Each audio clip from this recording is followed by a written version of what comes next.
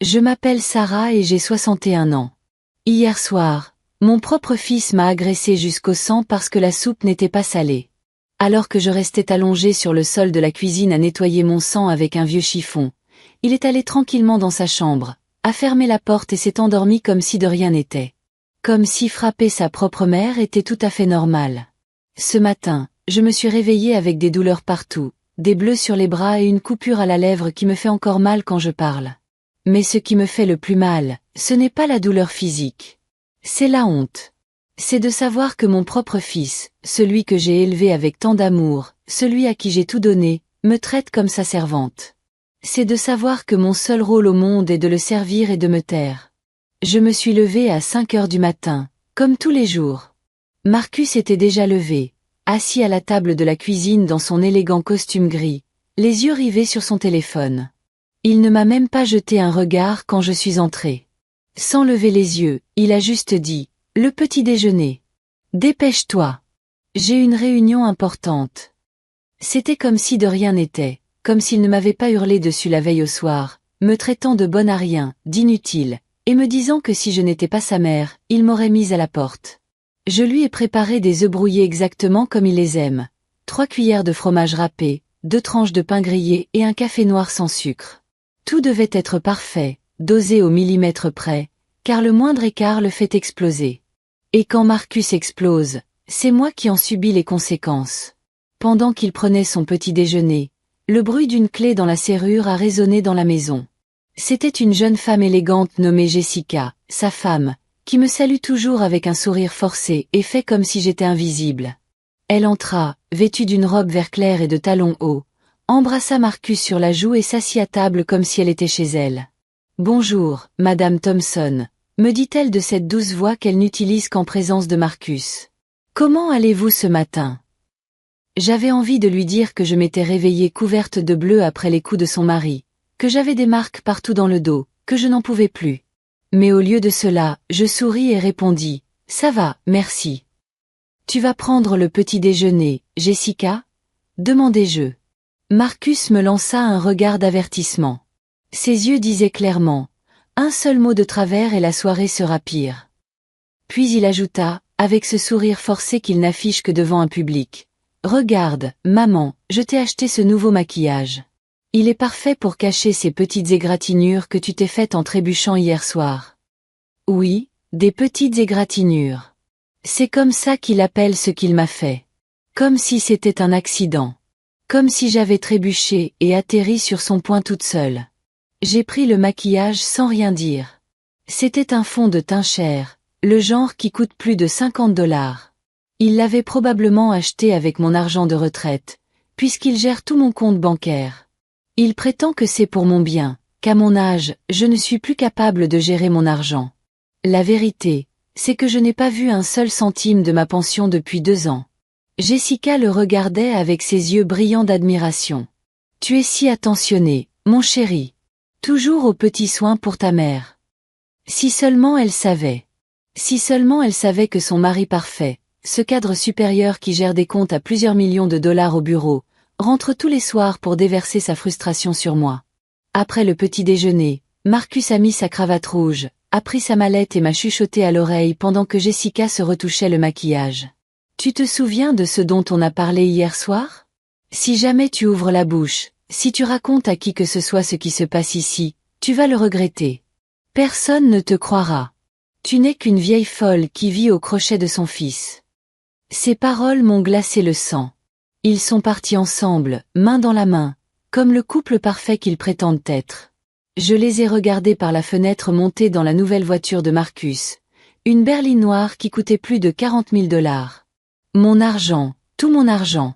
Quand le silence s'est abattu sur la maison, je me suis assise dans la cuisine et j'ai éclaté en sanglots. Non pas des larmes de tristesse, mais de rage, d'impuissance. Car je sais que je dois faire quelque chose, mais je ne sais pas quoi. Je sais que je ne peux pas continuer à vivre ainsi, mais je ne sais pas non plus comment sortir de ce cauchemar. Je suis restée assise des heures dans cette cuisine silencieuse, à regarder la lumière du soleil glisser lentement sur le carrelage. Cette maison était mon refuge. Je l'avais acheté il y a 30 ans avec l'argent que j'avais économisé en travaillant comme secrétaire de direction au cabinet d'avocats Marshall & Partners. 40 ans de ma vie consacrés à ce travail. Me lever à 5 heures du matin, toujours à l'heure, à organiser la vie des autres. Je n'aurais jamais imaginé finir prisonnière chez moi. Tout a commencé il y a 3 ans, lorsque Marcus a divorcé de sa première femme. Il s'est présenté à ma porte un soir, une valise à la main, avec ce regard d'enfant perdu qui me touchait toujours profondément. Maman, j'ai besoin de rester ici un moment, le temps de régler ma situation financière. Il m'a expliqué que le divorce l'avait ruiné, qu'il avait perdu sa maison, qu'il n'avait nulle part où aller. Moi, comme la mère naïve que j'ai toujours été, j'ai ouvert ma porte et mon cœur. Bien sûr, mon fils, c'est aussi ta maison. Quelle naïveté! Je ne savais pas que j'invitais le diable à vivre avec moi. Les premiers mois se sont déroulés normalement.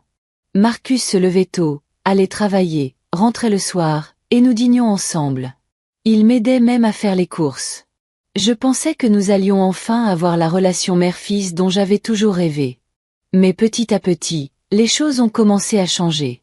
D'abord, c'était des remarques anodines. Maman, c'est trop salé. Maman, pourquoi tu ne nettoies pas mieux la salle de bain? Maman, tes vêtements sont tout froissés.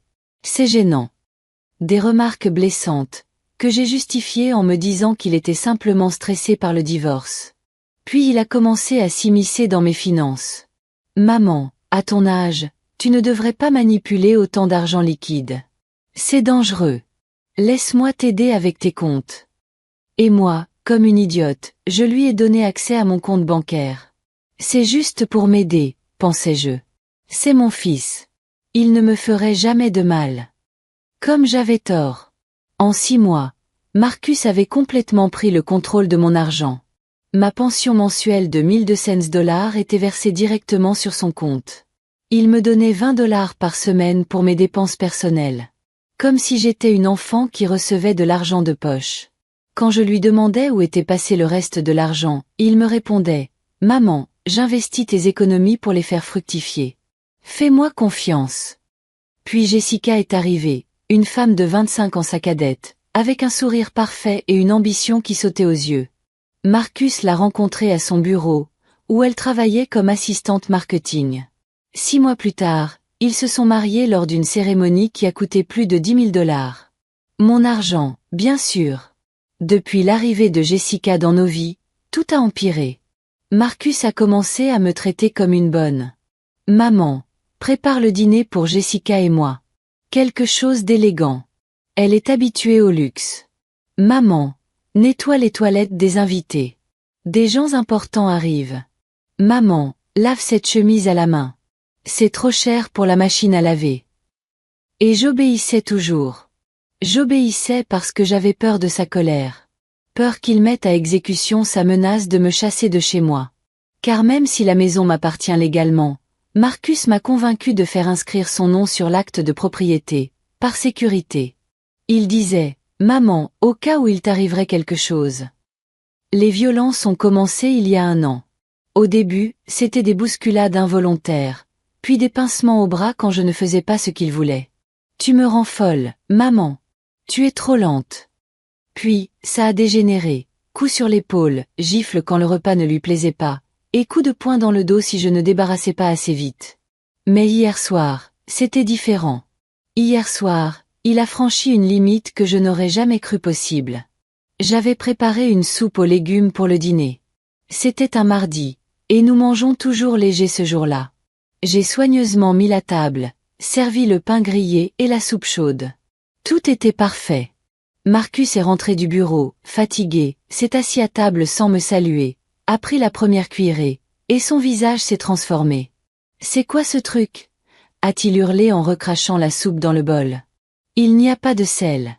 C'est fade comme de l'eau. » Je me suis immédiatement excusé. « Je suis désolé, fiston. J'ai oublié le sel. Laisse-moi en rajouter un peu. » Mais c'était trop tard. Marcus s'est levé de table comme une bête sauvage, a attrapé le bol de soupe et me l'a jeté au visage. Le liquide brûlant m'a écorché la joue. Des éclats de porcelaine m'ont lacéré la lèvre. « Tu es bonne à rien. hurla-t-il en me saisissant le bras si fort que je savais que j'aurais un bleu. 40 ans comme secrétaire et tu n'es même pas capable de faire une soupe correcte. Tu es pitoyable. Il m'a plaqué contre le mur de la cuisine. Ma tête a heurté le carrelage et j'ai vu des étoiles. Mais il ne s'est pas arrêté là. Il m'a giflé si fort que mon oreille a bourdonné pendant des heures. Puis une autre, et encore une autre. Jessica invite ses amis à déjeuner demain. M'a-t-il dit alors que je me cachais le visage dans les mains. Je veux que tu prépares quelque chose de spécial et tu as intérêt à ce que ce soit parfait. Parce que si tu me fais passer pour une idiote, si tu montres ne serait-ce qu'un seul signe de ta médiocrité, je te jure que je te mets à la porte. Puis il s'est calmé, comme toujours après m'avoir frappé. Il s'est baissé, m'a aidé à me relever et à essuyer le sang de ma lèvre avec une serviette.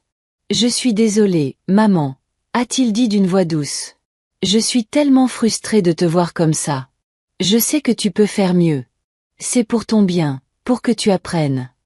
Et il s'est endormi paisiblement, comme si de rien n'était. J'ai passé la nuit blanche dans la cuisine à nettoyer les restes de soupe et les morceaux de porcelaine éparpillés sur le sol. Chaque petit débris que je ramassais me donnait l'impression de ramasser les fragments de ma propre dignité. Ma lèvre saignait encore, mais ce n'était plus seulement une douleur physique. C'était quelque chose de plus profond, de plus sombre. C'était la prise de conscience que mon propre fils, celui que j'aimais le plus au monde, était devenu mon bourreau. En nettoyant, j'ai commencé à me souvenir comment nous en étions arrivés là. Marcus n'avait pas toujours été comme ça.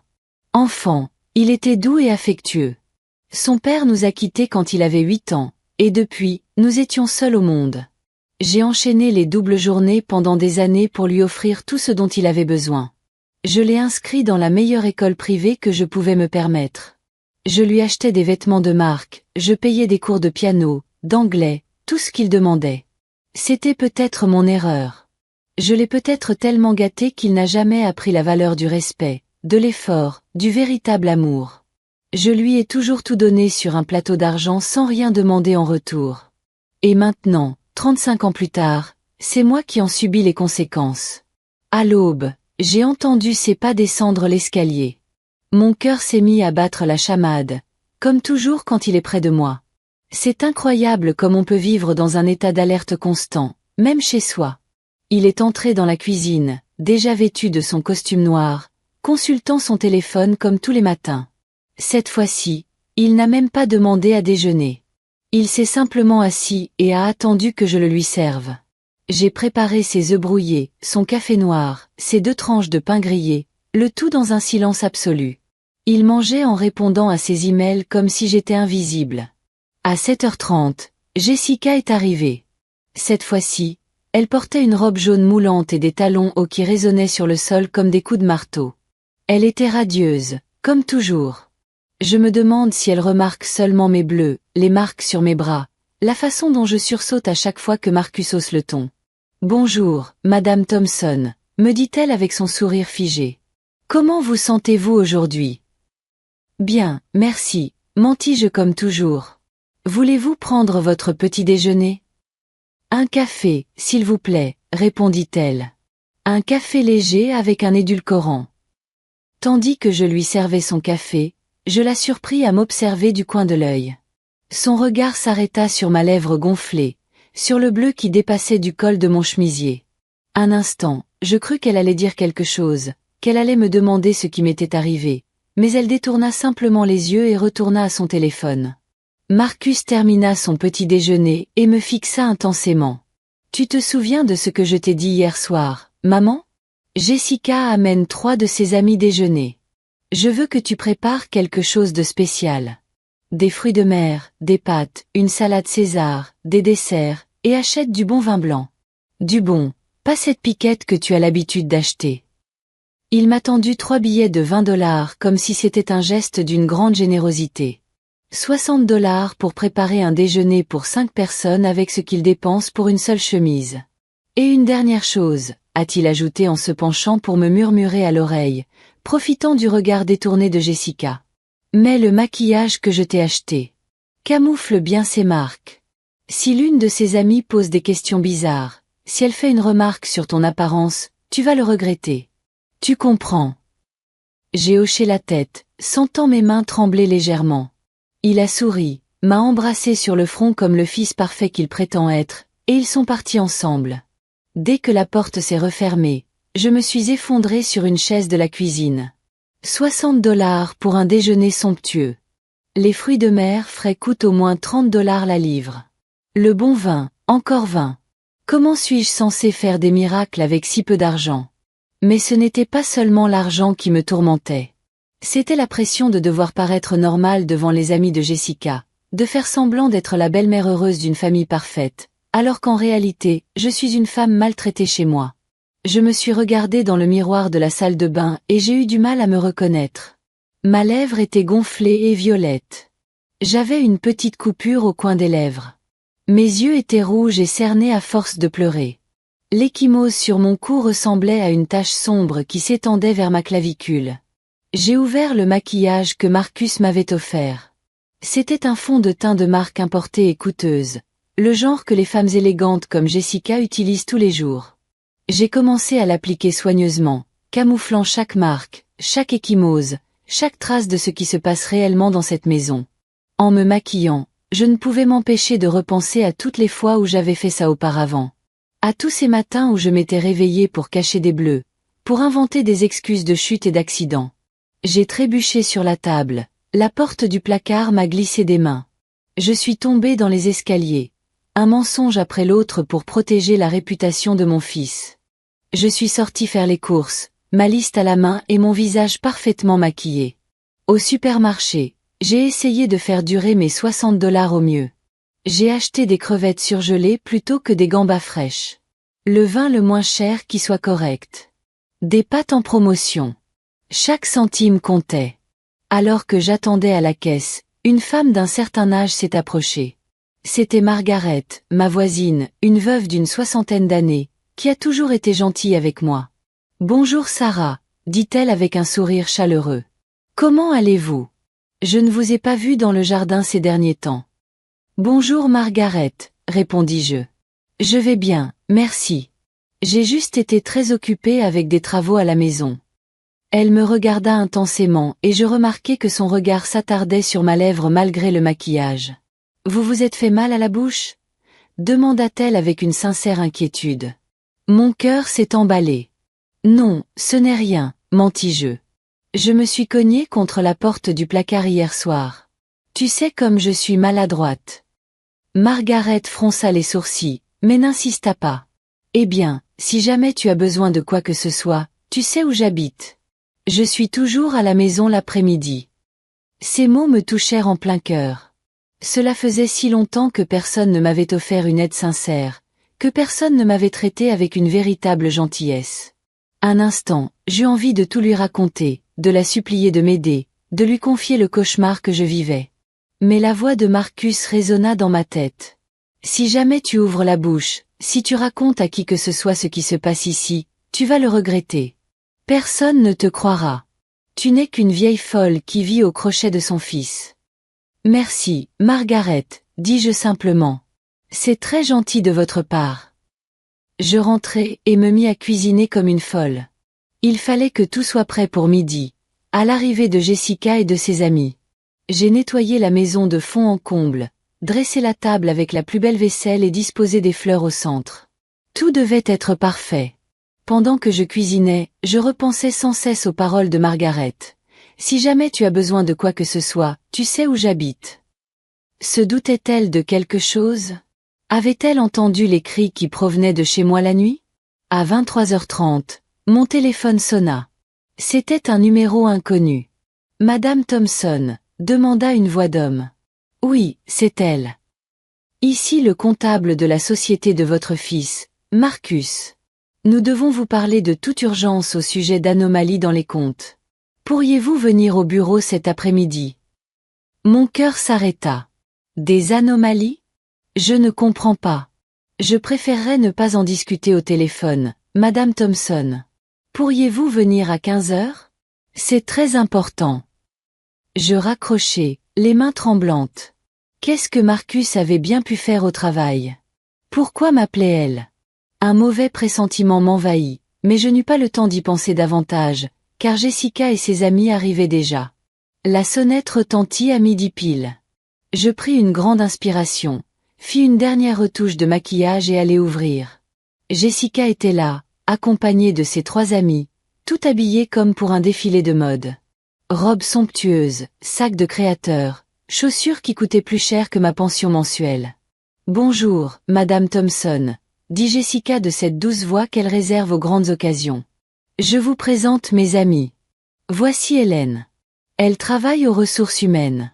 Voici Linda du service marketing, et voici Rachel du service juridique. » Mon cœur s'arrêta presque de battre en entendant le nom de Rachel. Impossible que ce soit une coïncidence. Je la regardai attentivement et, effectivement, c'était bien elle. Rachel Brox, ma petite sœur, que je n'avais pas vue depuis plus de 2 ans. Rachel me regarda avec la même surprise. Mais nous avons toutes les deux gardé notre sang-froid. Elle a toujours été plus intelligente et plus rusée que moi. Elle a immédiatement compris que quelque chose clochait, surtout en voyant mon maquillage et mon air nerveux. « Enchantée de faire votre connaissance, Madame Thompson », me dit-elle d'un ton formel, comme si elle ne me connaissait pas. « Votre belle-fille nous a beaucoup parlé de vous. » Je les invitai dans la salle à manger où j'avais dressé ma plus belle nappe, la vaisselle héritée de ma mère et les verres en cristal que je ne sortais que pour les grandes occasions. Tout était élégant, comme Marcus l'avait exigé. Je servis le déjeuner en m'efforçant de garder les mains sûres. Les pâtes aux crevettes étaient réussies malgré le budget serré. La salade César avait l'air fraîche. Le pain était chaud. J'avais même réussi à préparer un tiramisu tout simple pour le dessert. Les femmes mangèrent et discutèrent du travail, de leur vie et de leurs projets pour le week-end. Je faisais des allers-retours entre la cuisine et les tables, servant du vin et débarrassant les assiettes comme la parfaite hôtesse que j'étais censée être. Mais Rachel ne me quittait pas des yeux. Je connaissais ce regard. C'était le même qu'elle avait quand nous étions enfants, et elle savait que je cachais quelque chose. Tout au long du repas, elle m'observa discrètement, scrutant chacun de mes gestes. « C'est délicieux », commenta Hélène. « Vous avez tout préparé vous-même, Madame Thompson. »« Oui, j'adore cuisiner », répondis-je avec un sourire forcé. « C'est un plaisir, surtout pour des personnes aussi charmantes que vous. »« Marcus a bien de la chance d'avoir une belle-mère aussi dévouée », ajouta Linda. « De nos jours, il est rare de trouver des femmes aussi attachées à leur foyer. » Jessica sourit fièrement. « C'est vrai. Madame Thompson s'occupe toujours de tout. C'est comme avoir une gouvernante, mais en mieux, car elle le fait avec amour. » Ces mots me blessèrent profondément, mais je gardai mon sourire. Une gouvernante. Voilà comment elle me voyait. Pas une mère, pas une personne avec des droits et de la dignité, mais une servante. Rachel s'éclaircit la gorge. « Et vous, que faisiez-vous avant, Madame Thompson? Étiez-vous toujours femme au foyer ?» Je fis une pause, ressentant une pointe de fierté pour la première fois depuis longtemps. J'ai travaillé pendant 40 ans comme secrétaire de direction au cabinet d'avocats Marshall & Partners. J'ai pris ma retraite il y a 3 ans. Les yeux de Rachel s'illuminèrent. Marshall & Partners était l'un des cabinets les plus prestigieux de la ville. Elle y avait fait un stage pendant ses études de droit. « C'est intéressant », s'exclama-t-elle. « Je connais ce cabinet. Il a une excellente réputation.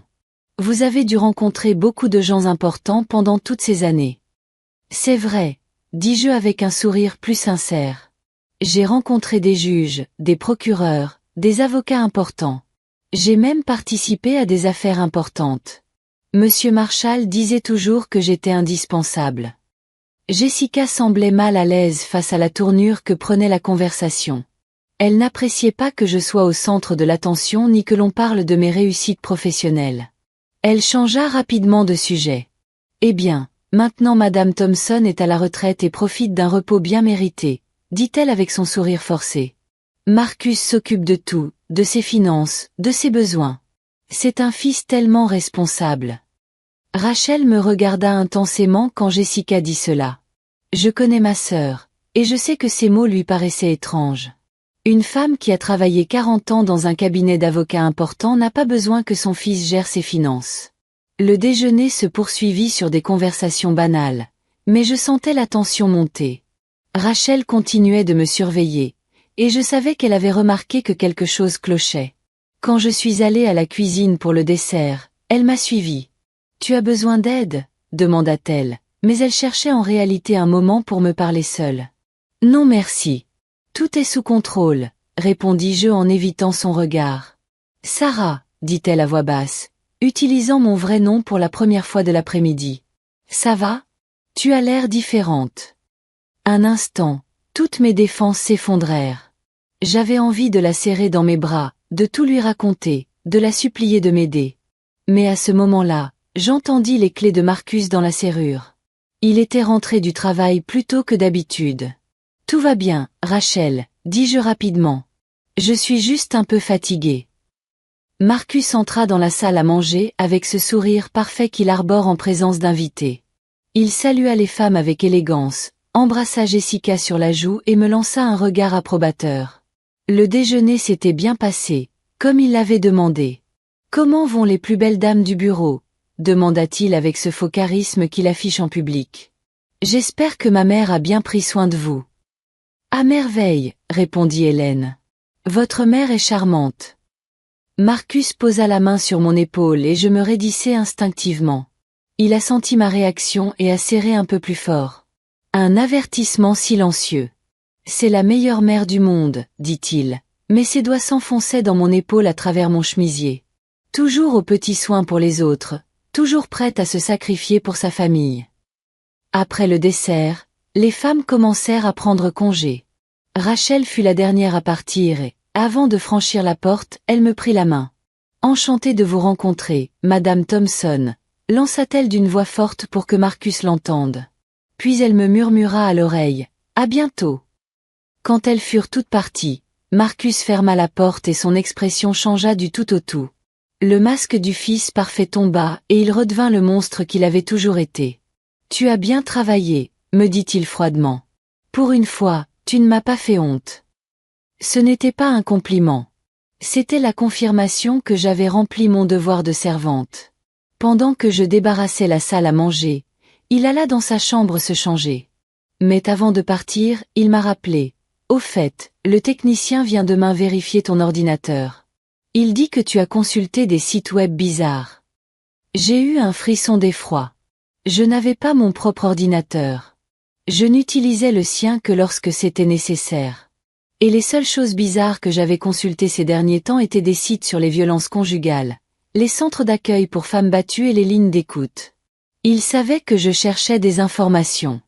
Il savait que j'envisageais de demander de l'aide. À ce moment précis, mon téléphone a sonné.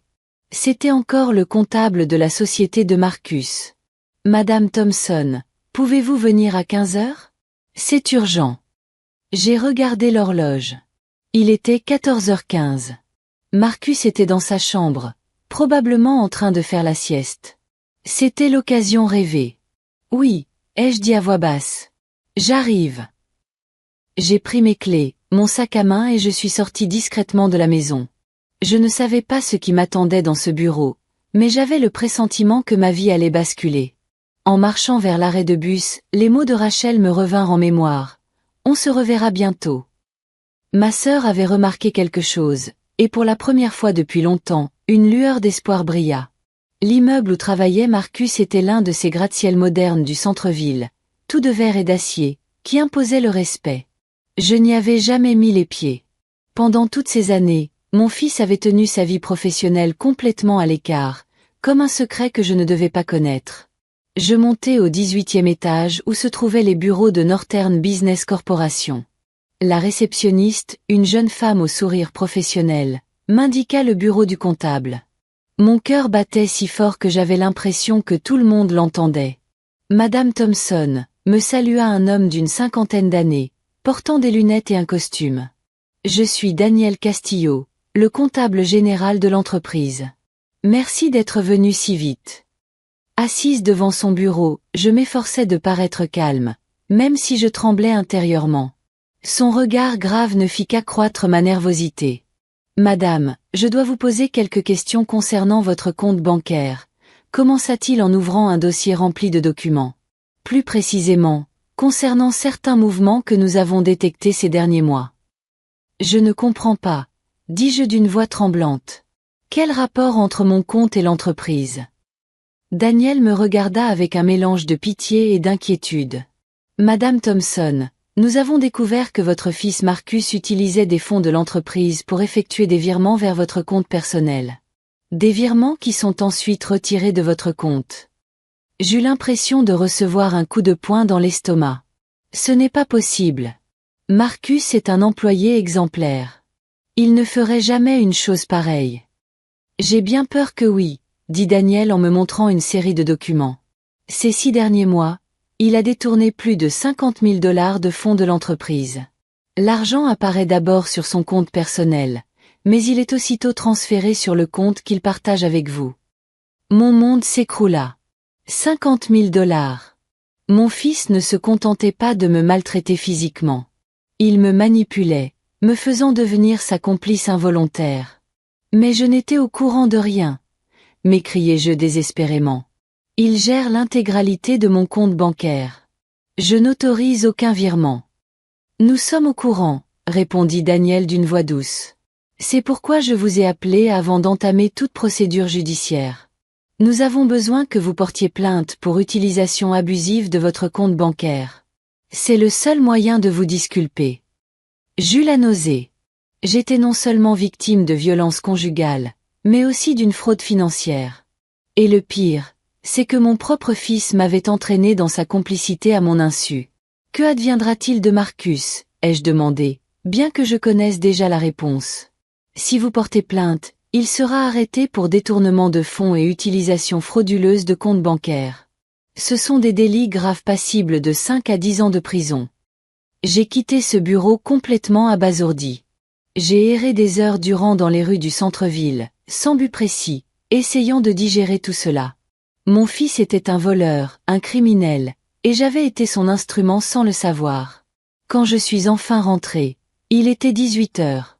Marcus était au salon, devant la télévision, comme si de rien n'était. En me voyant entrer, il m'a dévisagé avec cette expression de supériorité qu'il arborait toujours. « Où étais-tu » a-t-il demandé d'un ton accusateur. « Je suis rentré du travail et tu n'étais pas là. » La maison était sens dessus dessous après le déjeuner. Pour la première fois depuis des années, je l'ai regardé droit dans les yeux sans baisser les yeux. « J'étais à ton bureau. » Son expression a immédiatement changé. Son masque de maîtrise s'est fissuré un instant et j'ai pu lire la peur dans ses yeux. « Qu'est-ce que tu as dit ?»« J'étais à ton bureau, Marcus. J'ai parlé avec le comptable. Je sais ce que tu as fait. » Il se leva lentement du canapé, tel un prédateur prêt à bondir. « Je ne sais pas de quoi tu parles, maman. Je crois que tu te trompes. 50 000 $, dis-je, sentant ma voix se faire plus ferme. 50 000 $ que tu as volés à ta société en utilisant mon compte bancaire. Marcus s'approcha de moi et, pour la première fois depuis longtemps, je ne reculai pas. Quelque chose avait changé en moi cet après-midi-là. Peut-être était-ce le fait de savoir que je n'étais pas seule, que d'autres personnes connaissaient la vérité. « Écoute-moi, vieille idiote, dit-il d'une voix basse et menaçante. Tu n'as aucune idée de ce que tu dis. Cet argent m'appartient de droit. Tu me dois tout ce que j'ai investi en toi pendant toutes ces années, la nourriture, le toit, les vêtements. Avec mon propre argent, répondis-je, ma pension, mes économies, l'argent que j'ai gagné en travaillant pendant 40 ans. Il m'a attrapé par le bras, mais cette fois, je ne me suis pas tue. Lâchez-moi, ai-je hurlé de toutes mes forces. Surpris par ma réaction, il m'a lâché. Pendant 3 ans, j'avais été sa victime silencieuse. Et maintenant, pour la première fois, je lui criai dessus. « Tu es folle, a-t-il dit. » Mais sa voix n'était plus aussi assurée. « Personne ne te croira. Tu es une vieille sénile qui ne sait même plus ce qu'elle dit. » Le comptable m'a cru, lui ai-je répondu. Les documents parlent d'eux-mêmes. Les virements sont enregistrés. Tout est documenté. Marcus est resté silencieux quelques secondes, assimilant l'information. Puis son expression s'est durcie encore davantage. « Si tu ouvres la bouche, si tu portes plainte, je te jure que je te détruirai, m'a-t-il menacé. Cette maison est aussi à mon nom. Je peux te mettre à la rue demain, et sans mon aide, sans mon argent, tu mourras seul comme un chien. » Mais pour la première fois, Ces menaces ne m'effrayèrent pas. Il y avait quelque chose de différent en moi, une force insoupçonnée. Je n'ai plus peur de toi, Marcus, lui dis-je. Et en le disant, je réalisai que c'était vrai.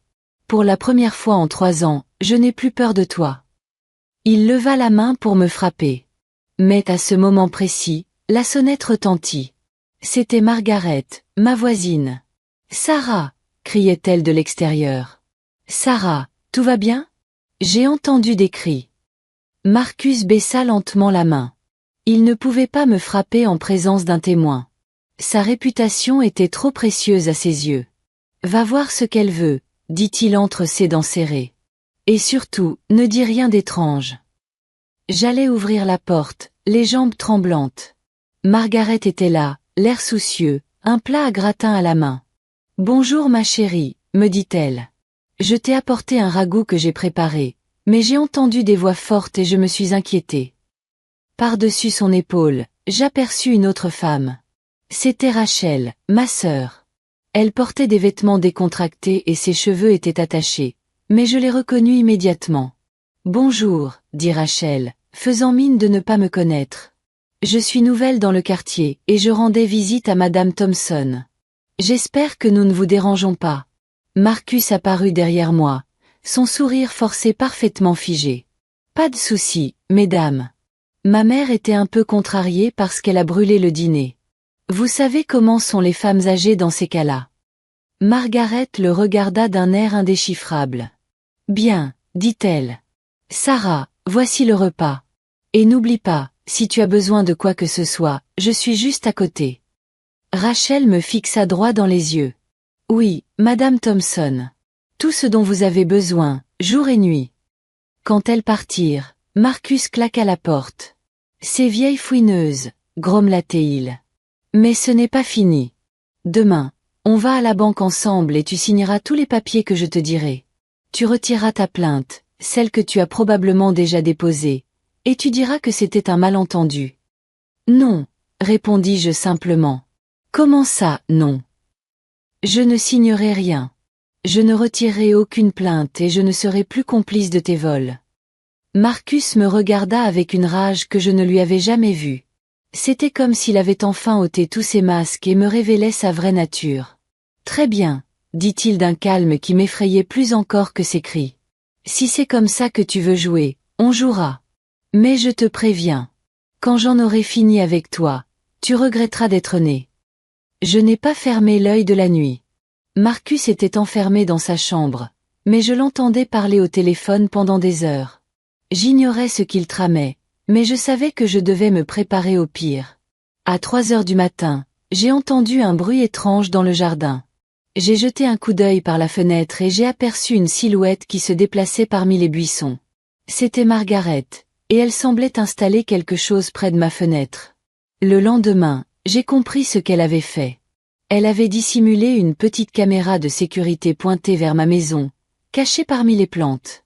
Ma voisine se doutait de quelque chose de louche et filmait tout. Le lendemain matin, le ciel était gris et pluvieux, comme si la météo reflétait la tempête qui grondait dans ma vie. Marcus se leva plus tôt que d'habitude, à 5 heures.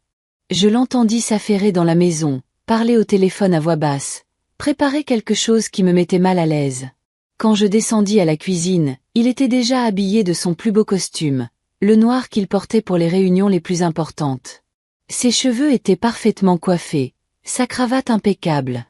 Il ressemblait à l'homme d'affaires prospère que tout le monde croyait qu'il était, et non au monstre qui vivait sous mon toit. « Bonjour maman », me dit-il d'une voix étrangement douce, presque chantante. « J'espère que tu as bien dormi. » Cette douceur me donna la chair de poule.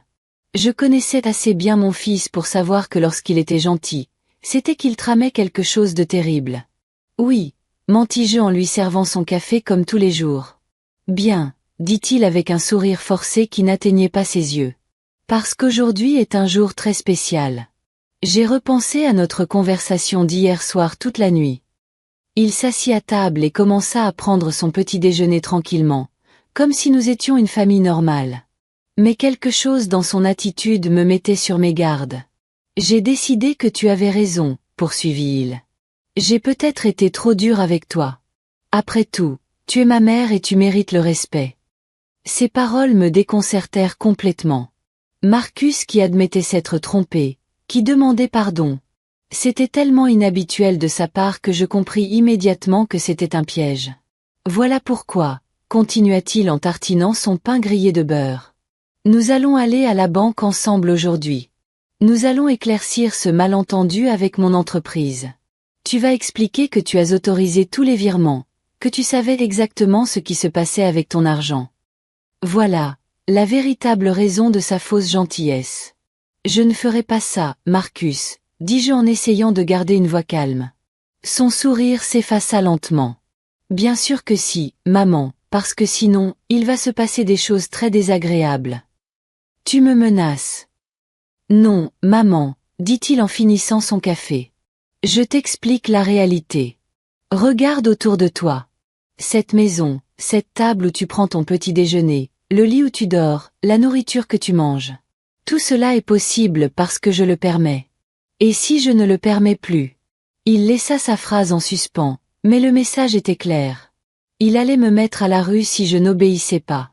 De plus, ajouta-t-il en sortant son téléphone, j'ai pensé appeler des médecins. Je connais des médecins spécialisés dans les personnes âgées souffrant de troubles mentaux comme la démence sénile. Tu sais, c'est très triste quand les mères commencent à inventer des histoires, à accuser leur propre fils de choses terribles. J'ai eu un frisson d'effroi. Non seulement il menaçait de me mettre à la porte, mais il voulait aussi me faire déclarer fou, incompétent, pour que personne ne croie mon témoignage. Plusieurs témoins peuvent confirmer votre état mental dégradé, poursuivit-il de sa voix froide et calculatrice. Jessica, par exemple, je lui disais justement hier à quel point vous étiez confuse ces derniers temps. Vos amis qui sont venus déjeuner ont aussi remarqué quelque chose d'étrange chez vous. C'était un mensonge. Mais il était si convaincant que, pendant un instant, j'ai douté de ma propre santé mentale. C'était sa méthode de manipulation. Il me faisait douter de tout, même de ma propre perception de la réalité. Alors, on va à la banque à 10 heures, dit-il en se levant de table. Vous allez mettre votre plus belle robe. Vous allez vous faire belle, et vous allez sourire en signant tous les papiers qu'ils vous présenteront. Compris? Je ne lui répondis pas. Je me contentais de débarrasser la table, essayant de gagner du temps pour réfléchir. Je te parle, cria-t-il, et toute trace de sa fausse gentillesse disparut. Compris. Compris, murmurai-je, me détestant d'avoir été si lâche. Marcus alla à son bureau, mais avant de partir, il me prévint. N'envisage même pas de quitter cette maison. N'envisage même pas de parler au téléphone à qui que ce soit. Je serai de retour à 9h30 pour t'emmener à la banque. Dès que la porte se referma, je m'effondrai sur une chaise de la cuisine et me mis à pleurer. Non pas des larmes de tristesse, mais de pure rage. Rage contre lui, mais surtout, rage contre moi-même d'avoir laissé les choses en arriver là.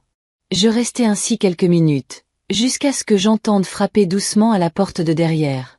C'était Margaret, le visage empreint d'urgence. « Sarah, ouvre vite !» chuchota-t-elle à travers la vitre. « C'est important. » J'ouvris la porte et elle entra rapidement, vérifiant que nous étions seuls. « J'ai tout entendu, » me dit-elle sans préambule. « J'ai installé une caméra près de la fenêtre de votre cuisine.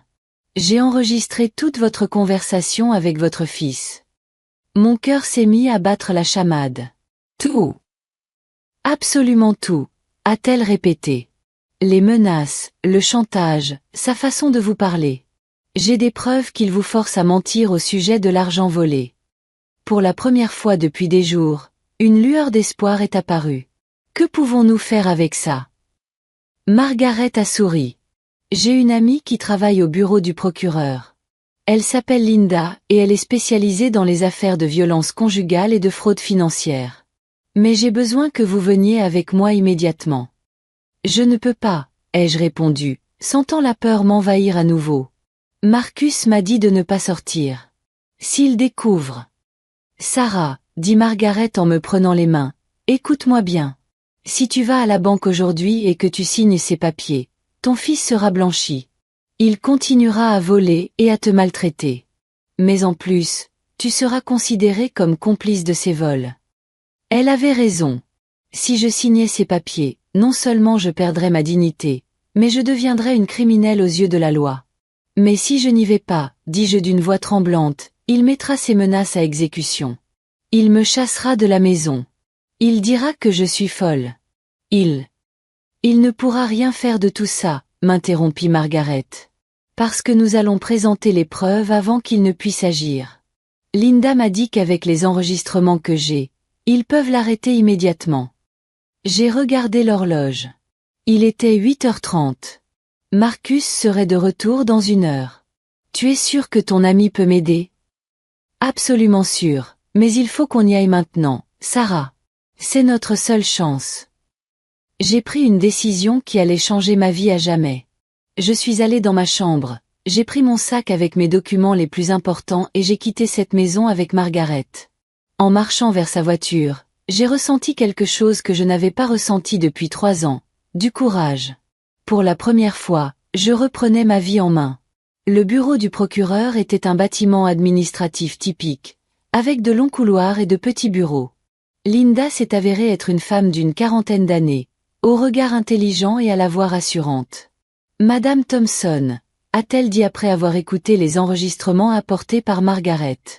Ce que fait votre fils constitue de multiples infractions, violence conjugale, fraude financière, chantage et tentative d'entrave à la justice. Qu'est-ce que ça veut dire? Ai-je demandé. Cela signifie que nous pouvons l'arrêter aujourd'hui, répondit Linda. Mais j'ai besoin que vous portiez plainte officiellement pour tous ces délits. Êtes-vous d'accord? Je regardai l'horloge. Il était 9h15. Dans un quart d'heure, Marcus arriverait pour m'emmener à la banque. S'il se rendait compte de mon absence, sa rage serait incontrôlable. Oui, dis-je, sentant ma voix se faire plus assurée. Je suis prête à porter plainte. Linda sourit. Parfait. Pendant que vous remplissez les papiers, je m'occupe de contacter la police pour qu'elle vienne arrêter votre fils. Savez-vous où il est en ce moment? Il devrait arriver chez moi, dis-je. Il a dit qu'il viendrait me chercher à 9h30. Encore mieux, dit Linda en attrapant son téléphone. C'est plus facile de l'arrêter à un endroit connu.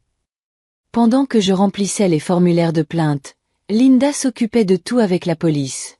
Margaret est restée avec moi tout le temps, me tenant la main et me donnant du courage. « Tu es sûre de toi, Sarah ?» me demanda-t-elle. Une fois ces papiers signés, il n'y a plus de retour en arrière. Je n'ai jamais été aussi sûre de rien de toute ma vie, répondis-je. À 10h30, le téléphone de Linda sonna. C'était la police qui confirmait l'arrestation de Marcus chez moi. Ils l'ont trouvé en train de hurler comme un fou, de tout casser et de me chercher partout dans la maison. Il est en garde à vue, m'a dit Linda. Les accusations sont graves. Il est fort probable qu'il ne puisse pas être libéré sous caution. J'ai eu l'impression qu'un poids énorme venait de m'être enlevé des épaules. Pour la première fois en 3 ans, je savais que j'allais dormir sans crainte. Quand nous sommes rentrés chez moi cet après-midi-là, la maison ressemblait à un champ de bataille. Marcus avait pratiquement tout détruit sur son passage avant que la police ne l'arrête. Les coussins du canapé étaient déchirés. Il y avait de la vaisselle cassée partout sur le sol de la cuisine. Et les photos de famille accrochées au mur étaient en miettes. Mon Dieu, a murmuré Margaret en contemplant les dégâts. Comment a-t-il pu faire tout ça en si peu de temps? Je connaissais la réponse. Je connaissais la fureur aveugle de Marcus quand les choses ne se passaient pas comme il le voulait. J'avais déjà vu cette rage, mais jamais dirigée contre des objets inanimés. D'habitude, c'était moi la cible de sa colère. Linda, qui nous accompagnait pour documenter les dégâts, prenait des photos de tout. Cela constituera une preuve supplémentaire de son comportement violent, expliqua-t-elle. Destruction de biens lors d'une crise de rage. Le juge verra exactement quel genre de personne est votre fils. Pendant que nous ramassions les débris de verre et que je tentais de reconstruire ma vie, mon téléphone se mit à sonner sans cesse. C'était un numéro inconnu. Ne réponds pas, me prévint Linda. Il appelle sûrement de prison. Laisse sonner. En effet, en écoutant les messages, je reconnus la voix de Marcus, mais elle était complètement différente. Ce n'était plus le monstre menaçant du matin. C'était l'enfant apeuré qu'il feignait d'être pour me manipuler. Maman, dit sa voix, interrompant l'enregistrement. Maman, s'il te plaît, Viens me sortir de là. C'était un malentendu. Je n'ai jamais voulu te faire de mal. Tu sais que je t'aime. Tu es ce que j'ai de plus précieux au monde. S'il te plaît, maman, ne me laisse pas pourrir dans cette prison. Je suis ton fils, ton seul fils. Il avait laissé 5 messages similaires, chacun plus désespéré que le précédent. Dans le dernier, il pleurait même. Ça fait partie de sa stratégie de manipulation, m'expliqua Linda. D'abord la violence et les menaces, maintenant le rôle de victime et la culpabilité. C'est un schéma typique chez les agresseurs. Même si je comprenais rationnellement ce qui se passait, entendre mon fils pleurer me brisait le cœur. Pendant 35 ans, il avait été mon bébé, ma raison de vivre. C'était difficile de dissocier le monstre qu'il était devenu du petit garçon qu'il avait été. « Ça va ?» demanda Margaret, remarquant mon expression. « C'est compliqué, avouez-je. Je sais que j'ai bien fait, mais il reste mon fils. » Ce soir-là, Margaret a insisté pour que je reste chez elle. « Ta maison n'est pas sûre en ce moment, » m'a-t-elle dit. « Marcus a des amis, et peut-être même Jessica. Quelqu'un pourrait venir se venger. » Elle avait raison. Dans les messages vocaux, Marcus avait mentionné que Jessica gérait la situation de l'extérieur. Je ne savais pas exactement ce que cela signifiait, mais j'avais peur de le découvrir. La maison de Margaret était petite mais confortable. Il y avait une chambre d'amis avec un lit simple et un petit bureau. C'était la chambre de ma fille avant son mariage, m'a-t-elle expliqué. Maintenant, elle est à toi aussi longtemps que tu en as besoin. Pour la première fois en 3 ans, je me suis couchée sans crainte. Je n'avais plus à m'inquiéter des pas de Marcus dans le couloir, de ses cris nocturnes, ni de me réveiller avec des coups. C'était une sensation étrange, presque inquiétante. La paix peut aussi faire peur quand on n'y est pas habitué. Le lendemain, Linda m'a appelé tôt avec des nouvelles. L'audience de mise en liberté sous caution de Marcus a lieu aujourd'hui à 14 heures, m'a-t-elle informé. Le juge décidera s'il peut être libéré en attendant son procès. Quelles sont ses chances d'être libéré ? Ai-je demandé, sentant la peur revenir.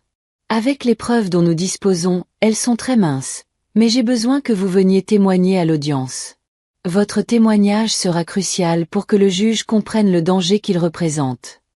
L'audience se tenait dans une petite salle d'audience.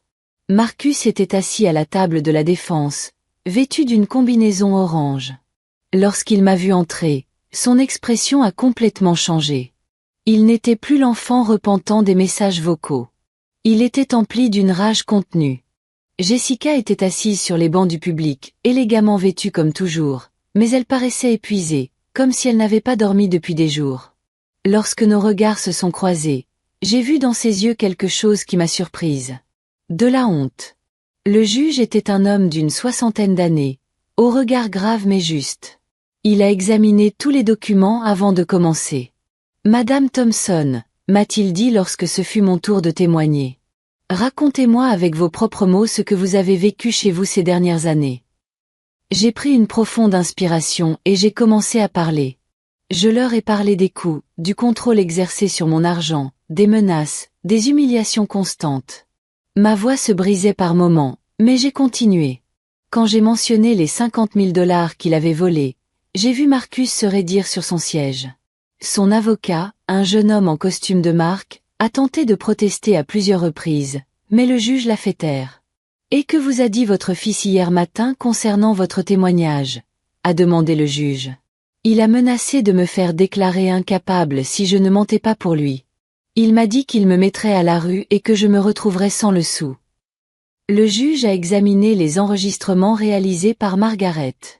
Il les a écoutés intégralement au casque, tandis que toute la salle d'audience retenait son souffle.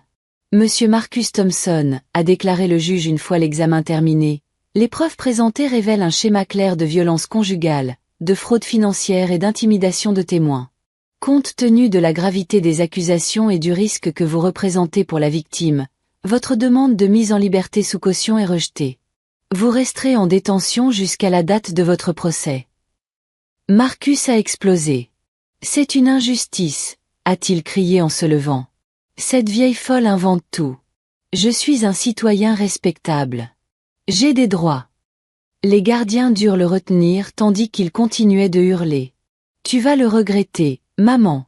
Quand je sortirai d'ici, tu vas payer chaque jour que je passe en prison. Ces menaces résonnèrent dans toute la salle d'audience, confirmant exactement ce que j'avais témoigné sur son caractère violent. Après l'audience, Jessica m'aborda dans le palais de justice. Madame Thompson, dit-elle d'une voix tremblante. Je dois vous parler. Linda et Margaret se raidirent, mais je leur fis signe que tout allait bien. Que veux-tu, Jessica? Lui demandai-je. Je veux m'excuser, dit-elle.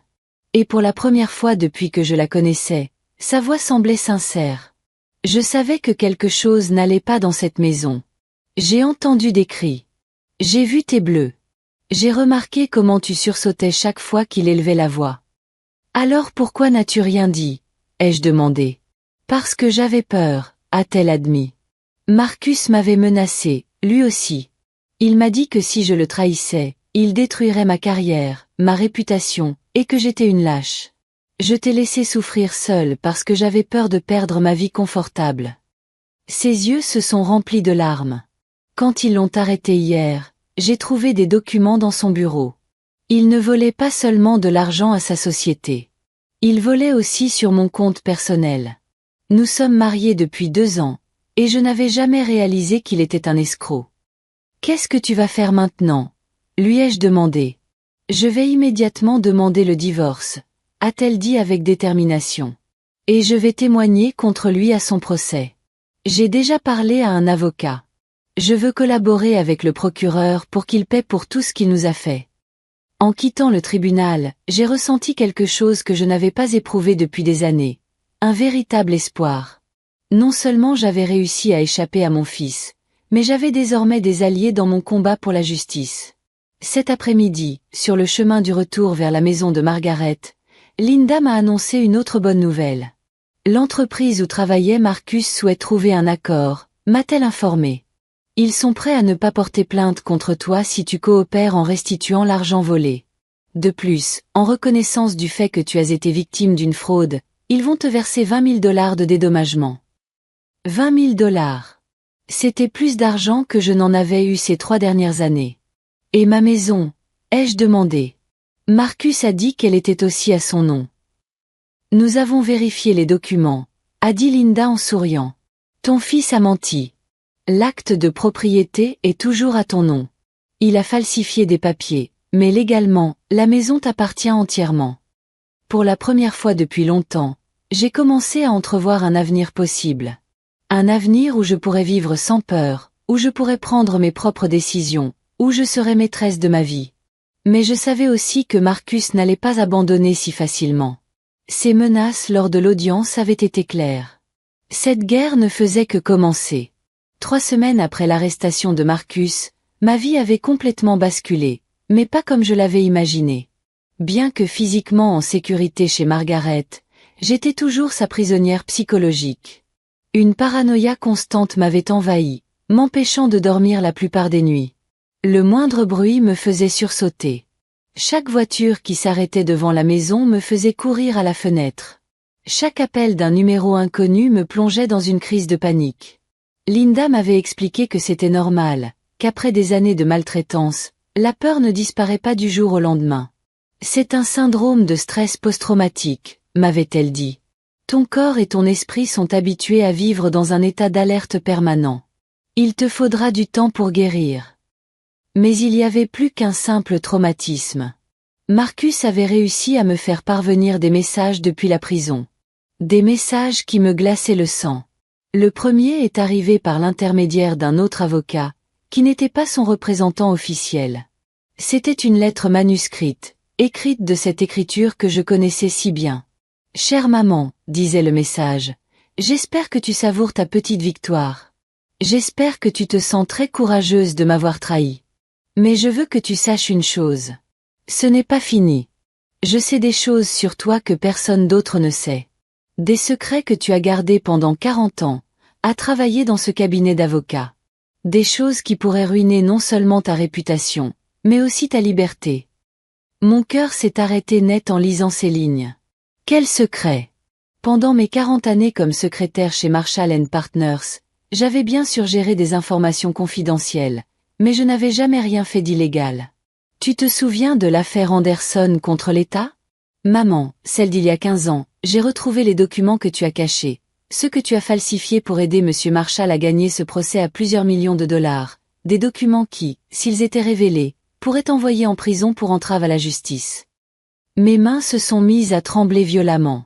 Je me souvenais vaguement de l'affaire Anderson.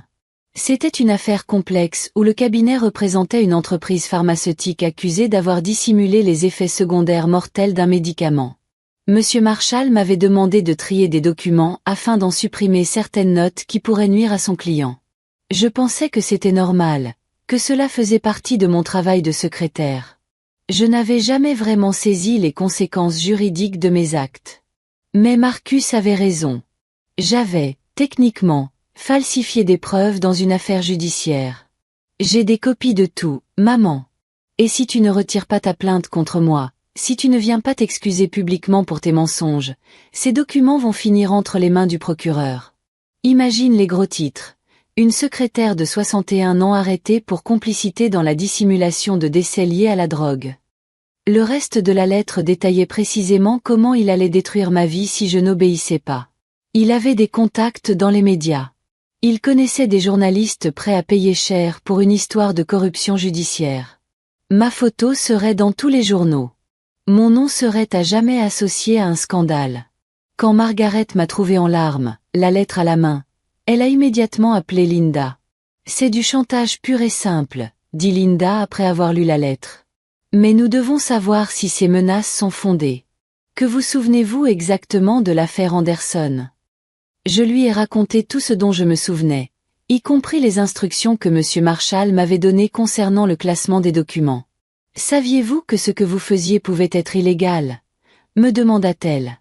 Non, répondis-je honnêtement. Je ne faisais qu'obéir aux ordres. M. Marshall m'a dit que c'était la procédure habituelle pour protéger la confidentialité des clients. Linda soupira. Juridiquement, l'ignorance n'est pas une excuse. Si vous avez réellement falsifié des preuves, même sans intention criminelle, vous avez techniquement commis un crime.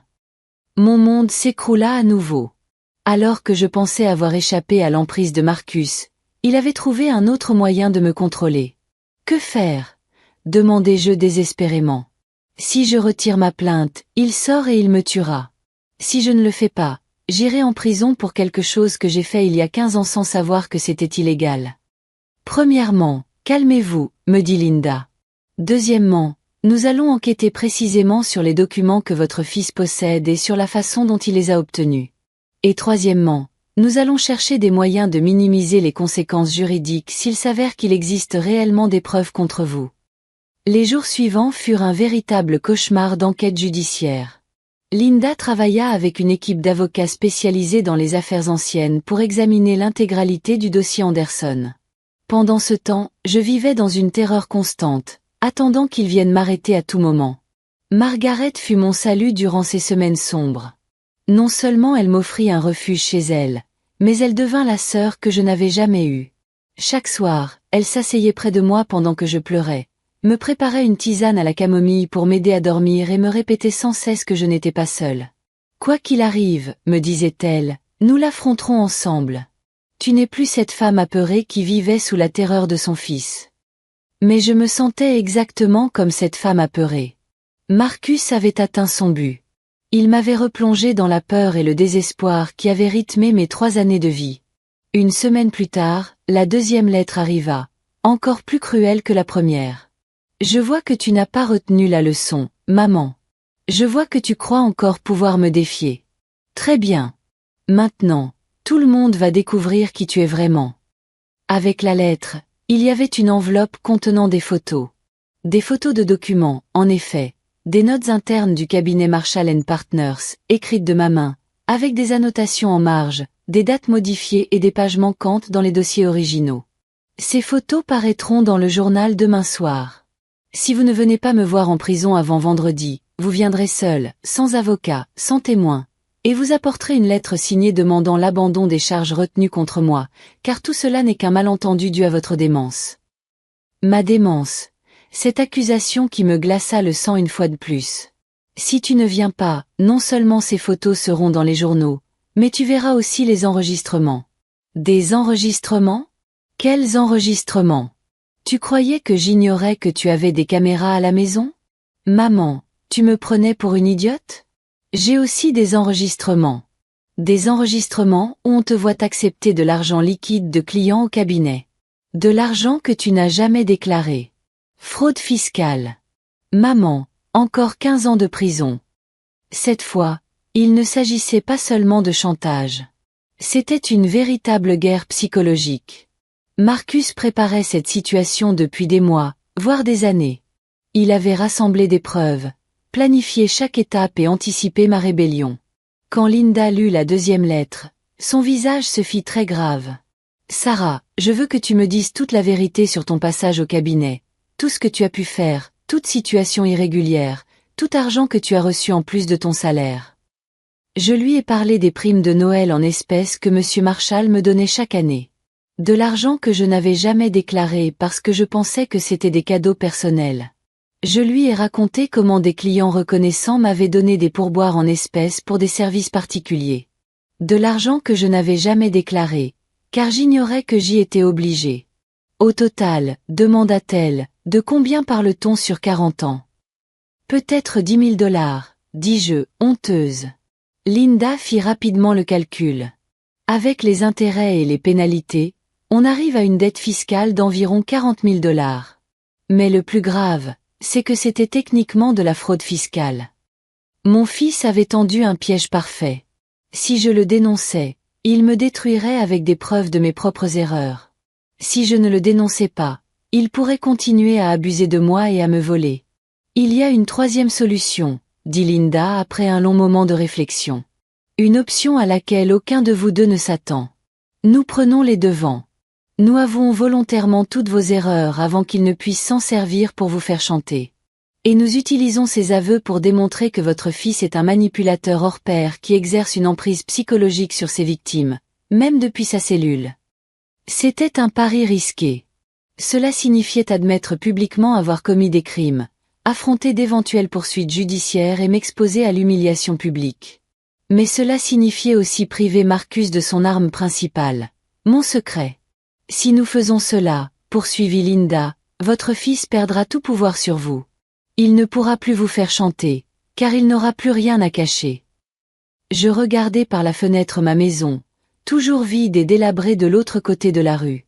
Cette maison représentait mon passé, mes erreurs, mes peurs, mais aussi mon avenir, ma liberté, ma chance de recommencer à zéro. Allons-y, lui dis-je finalement. J'en ai assez de vivre dans la peur. J'en ai assez que mon fils contrôle ma vie depuis sa cellule. Linda sourit. Demain, nous allons réserver à Marcus la surprise de sa vie. Le jour où nous avons décidé de riposter arriva plus vite que je ne l'avais imaginé. Linda avait organisé une conférence de presse à 14 heures, où je confesserais volontairement toutes mes erreurs passées avant que Marcus ne puisse les utiliser contre moi. C'était une stratégie risquée, mais notre seule chance de reprendre le contrôle de la situation. Ce matin-là, je me suis réveillée avec une clarté d'esprit que je n'avais pas ressentie depuis des années. Pour la première fois depuis l'arrestation de Marcus, je n'avais pas peur. J'avais pris une décision qui allait changer ma vie à jamais. Et étrangement, j'étais en paix avec elle. Margaret m'a aidé à me préparer. J'ai enfilé ma robe grise la plus sérieuse, celle que je portais pour les occasions formelles lorsque je travaillais au cabinet. Je me suis légèrement maquillée, juste assez pour ne pas avoir l'air fatiguée, sans pour autant chercher à cacher qui j'étais vraiment. « Tu es sûre de toi, Sarah ?» me demanda Margaret pour la 5e fois ce matin-là. « Une fois que tu auras prononcé ces mots en public, il n'y aura plus de retour en arrière. »« J'en suis absolument sûre, » répondis-je, surprise par l'assurance de ma propre voix. Pendant 3 ans, j'ai vécu comme une prisonnière chez moi, paralysée par la peur des conséquences. Je ne resterai pas prisonnière de mes erreurs passées. À midi, Linda m'a appelée avec une nouvelle inattendue. « Sarah, il vient de se passer quelque chose d'extraordinaire.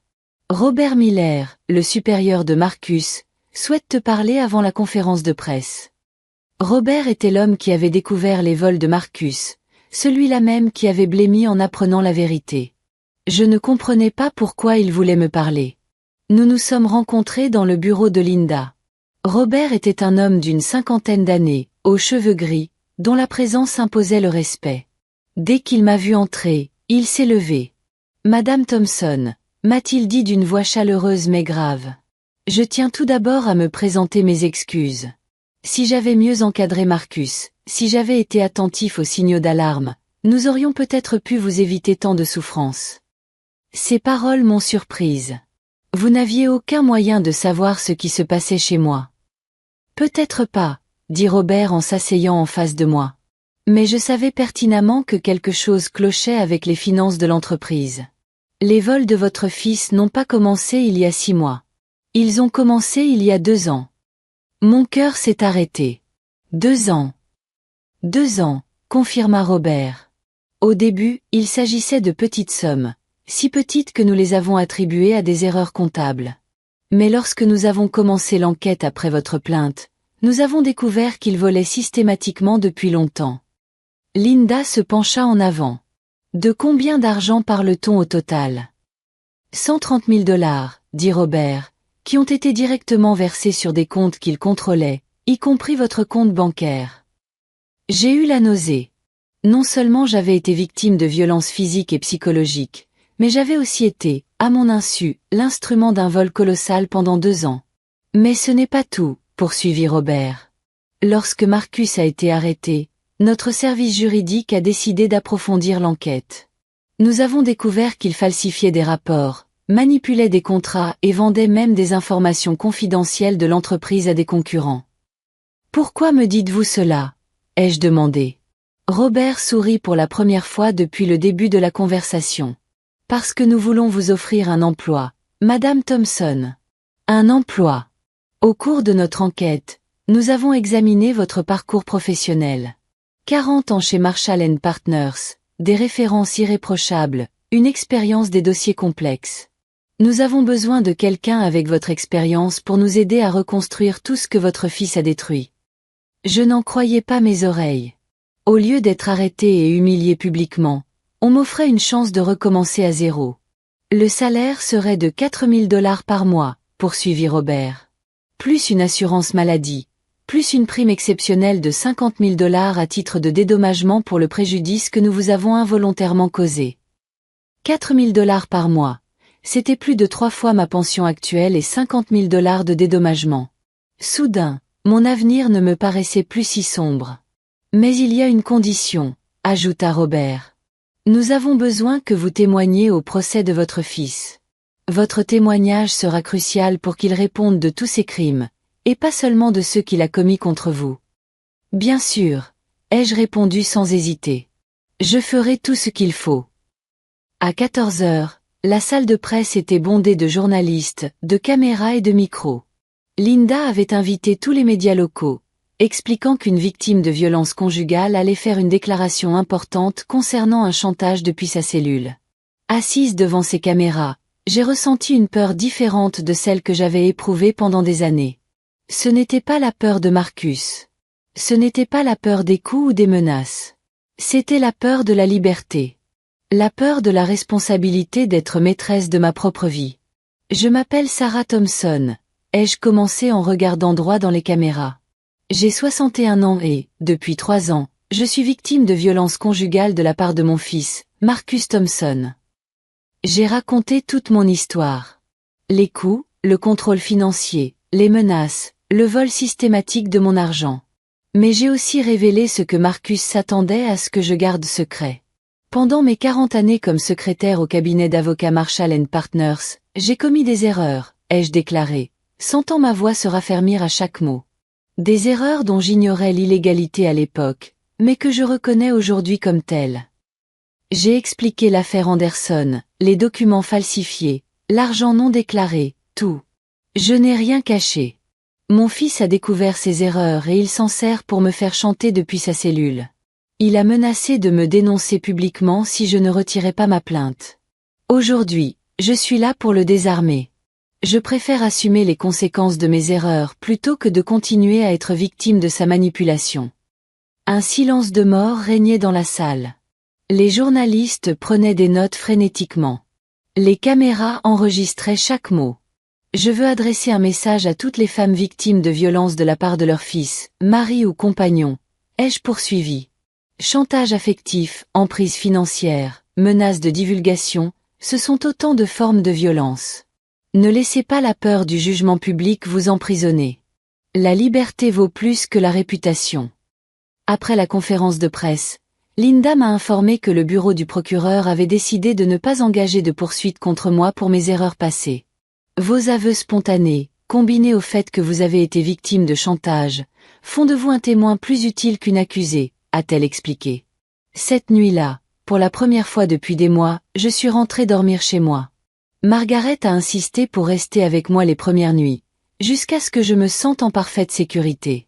Allongée dans mon lit, chez moi, j'ai ressenti quelque chose que je n'avais pas éprouvé depuis 3 ans, la pleine maîtrise de ma vie. Marcus était toujours en prison, accusé de multiples chefs d'inculpation qui le maintiendraient probablement là-bas pendant de longues années. Son chantage avait perdu tout son pouvoir, car je n'avais plus aucun secret à cacher. Mon téléphone a sonné. C'était un numéro de la prison, mais cette fois, je n'ai pas eu peur de répondre. « Maman », a dit Marcus d'une voix complètement abattue. « J'ai vu ta conférence de presse aux infos. »« Et qu'en penses-tu » lui ai-je demandé avec un calme qui m'a surprise. « Tu as tout détruit, » a-t-il dit, sans colère, seulement une profonde tristesse. « Tu as anéanti ma dernière chance de m'en sortir. »« Non, Marcus, » ai-je répondu. « C'est toi qui as détruit cette chance en faisant de ta mère ta victime. » Un long silence s'est installé à l'autre bout du fil.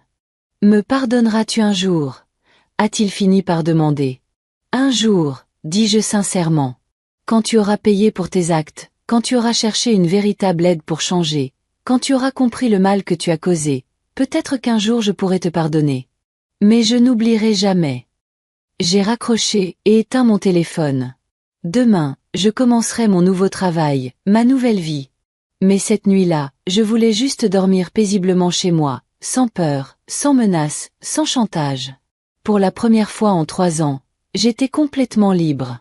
Et même si le chemin avait été douloureux, même si j'avais dû assumer publiquement mes erreurs, et même si j'avais perdu à jamais le contact avec mon fils, je savais que j'avais pris la bonne décision.